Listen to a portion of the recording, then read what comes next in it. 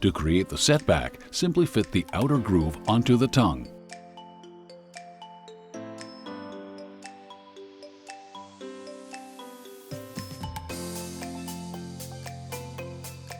Repeat the step for each row. This will create a 30 mm setback from row to row. It is important to always install the Vario wall unit with the tongue facing outwards.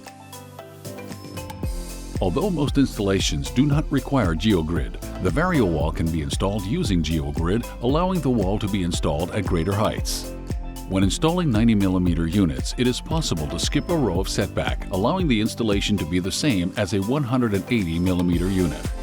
To find out more about the wall's technical specifications, including maximum installation heights, please consult the Vario Wall Installation Guide on the Permacon website.